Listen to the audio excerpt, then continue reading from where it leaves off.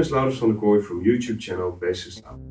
In this video series I would like to give you a step-by-step guide to bass maintenance and bass adjustments. If you're digging my videos, please subscribe. Thanks for watching. Step 2. Adjusting the truss rod.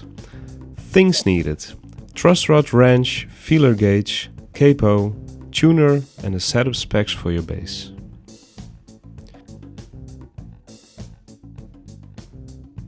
Before we adjust the truss rod, it's important that your bass is tuned and the intonation is about right.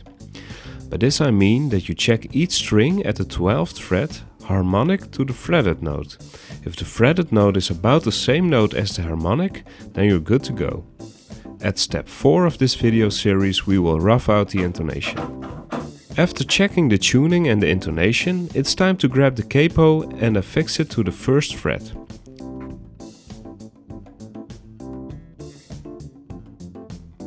Check if the capo is pushing all the strings down to the fretboard. Grab the feeler gauge. For my jazz bass I need a .012 inch feeler gauge. Depress the E string at the last fret with your index finger. With the feeler gauge we check the gap between the bottom of the string and the top of the 8th fret. Here we're seeing that the action is too high. This means that the neck is too concave. If you're dealing with a neck that is too concave, turn the truss rod knot clockwise to remove excess relief.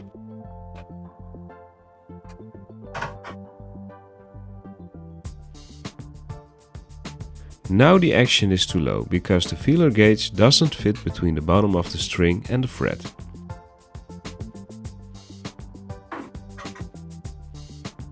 This means that the neck is too convex. Now we turn the truss rod knot counterclockwise to allow the string tension to pull more relief into the neck. We repeat this procedure just as many times until the feeler gauge fits exactly between that gap.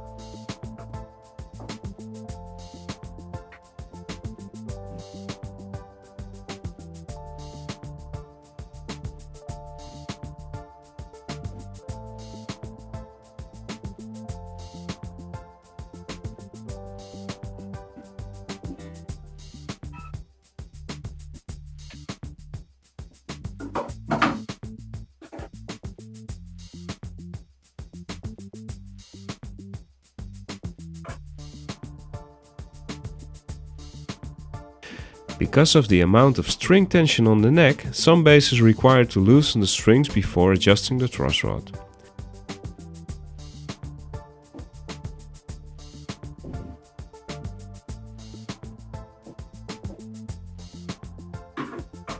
When you're placing the truss rod wrench on the truss rod nut, do this in a 45-degree angle.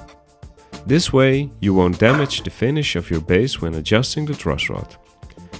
When turning the truss rod wrench, turn it a quarter turn or less at a time. After adjusting the truss rod, check your tuning, then recheck the gap with the feeler gauge and readjust as needed.